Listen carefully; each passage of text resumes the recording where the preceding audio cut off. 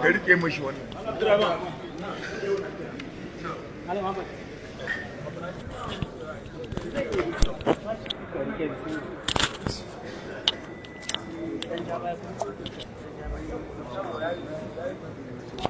نعم. أعوذ بالله السميع العليم من الشيطان اللعين الرجيم. بسم الله الرحمن الرحيم. على ربي يوم جنده الدار الغالبون ولو ضعفت آراؤهم يا مؤملا لك الحمد والشكر المسرد دائما فلم يخش من يلجأ إليك توكلا صلاة وتسليم على طه أحمد صلى الله عليه وسلم وآله وأصحابه ومن كان مرسلا. اللهم ارزقنا الحكمة وفصل الخطاب ومن يؤت الحكمة فقد أوتي خيرا كثيرا وما يذكر إلا أولي الألباب.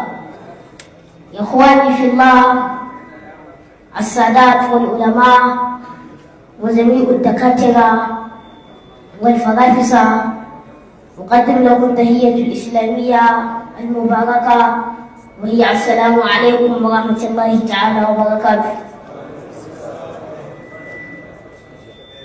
وبعد يقول الله سبحانه وتعالى في القرآن يا أيها الذين آمنوا اتقوا الله حق تقاته ولا تموتن إلا وأنتم مسلمون واعتصموا بحبل الله جميعا ولا تفرقوا واذكروا نعمة الله عليكم إذ كنتم أعداء فألف بين قلوبكم فأصبحتم بنعمته وكنتم على شفا حفرة من النار فأنقذكم منها يبين الله لكم آياته لعلكم تفلحون لعلكم تهتدون. saboda haka uwana musulmai Allah subhanahu wa ta'ala wannan aya da ya faɗa tana ƙara ƙarfafa mana wanda Maulana Sheikh Ibrahim Inyas radiyallahu ta'ala anhu ya kasance ke aikatawa da Allah subhanahu wa ta'ala ya ce wa tasmu bi hablillahi jami'an wa la tafarraqu. Bima ana ne rubo da igiyar Allah subhanahu wa ta'ala kan mu sake ta. Wanda amma a yanzu zaka ga wasu 'yan ɗariƙa ne kuma 'yan tijjaniya 'yan faida amma za ka ga cewa suna ba sa ruko da wannan hablillah din. Ma'ana suna ganin bambanci tsakanin waɗanda suke da matsala da su a cikin furo. Domin nan da Allah subhanahu wa ta'ala ya ce wa tasmu bi hablillah jami'an al'amari ne wanda Maulana Sheikh Ibrahim da suke yi. Wanda ko waɗanda yanzu su suna ganin ba za su iya kalma waɗanda ba gidansu ɗaya ko su ji abin da suke cewa ba ko su ga musu ziyara ko su tsaya su fita kansu ba saboda sun samu matsala a furo.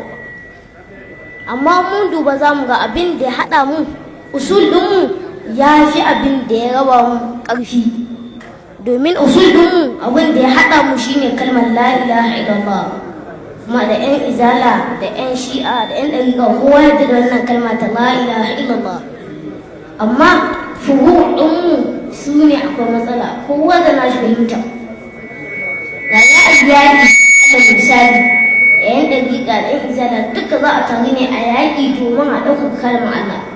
Amma an shigo gida sai a musu nasiha sai to ku da kuke kaza ba daidai ba ne. Amma ba shi zai hana mu ji gaskiya a bakin su ba. Domin gaskiya ana jin ta a bakin kowa kuma da ɗan ɗariƙa ɗan izala da akan kama kowa ziyara. Domin Maulana Sheikh Ibrahim Inyas mun duba radiyallahu ta'ala anhu to shi har wanda ba ma musulmai ba musulma haɗa usul tare ba ina kai musu ziyara. Ya ce wa gadar ta audani wa ahli wa usrati ajubul fala lam ashku kaddu kalala.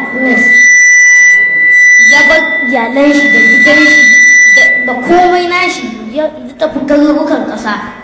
To da ya fita gurin 'yan izala yake zuwa yana musu nasiha ko ina kun kafirai wanda ba su ma yarda da musulunci ba amma yana kai musu ziyara.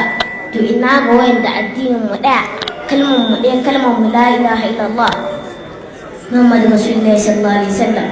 Amma idan saboda usul abubuwan da suka haɗa mu ko idan usul sai mu nuna bambanci tsakanin su. To koyi da Maulana mu Sheikh Ibrahim Inyas radiyallahu ta'ala anhu. Muna godiya ta musamman zuwa ga wanda kuka fi sani da yawan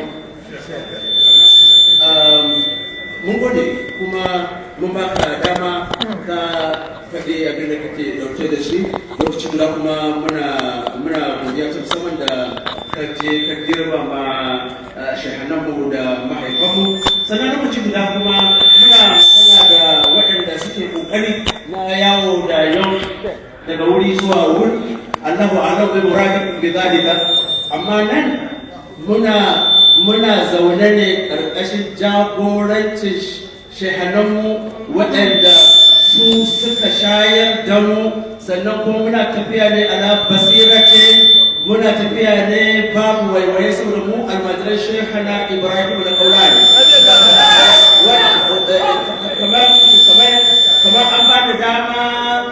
kamar an ba da dama yanzu ni da nake coordinating wani shahararren wanda bai kan hanya na, akwai wahala ya neme ni ya ce in ba shi dama ya yi wa wa'annan waliyan magana, amma ta cikin yaushe sai wayansu su turo yaushe ya zaunar da shehananmu ya nemi su wazi.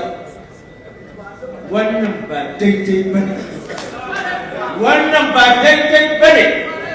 Masu yawo da yaushe, lokacin da yaushe ya bayyana, wa'yansu mutane sun ga wannan gifted child din suka zaci nasu ne, suka yi tattallansa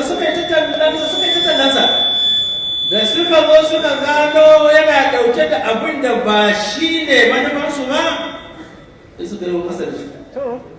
Mana saboda haka yanzu masu yawo da yaushe su san inda za su kai yaushe. Nan ba yaushe ba ta ciki ko all sheksa ya tafi a hankali don waɗannan gobaran da mazarar shehu Ibrahim da wani kauna. Billahi da zai. Ko kuna kuke jin muna magana a gaban su izini suka bayar. Ba su ɗan suka harare da wani sai gidan likita. Da izinin su muke tafiya kuma ba don wannan izinin nasu ba, da ku ba haka za mu fito ba. Da izinin su muka fito. To yaushe za mu bari suna zaune. I smuggling. Please take care of the word smuggling. I smuggling wani mutum. Ko yaro ya so la ilaha illallah.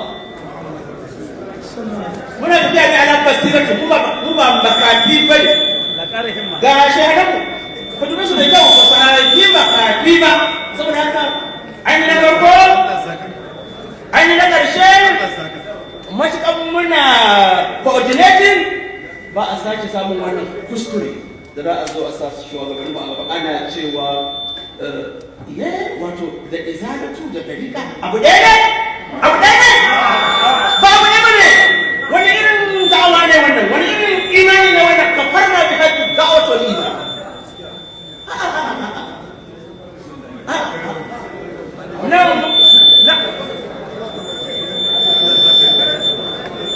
Wani yanzu abin da ke gaban mu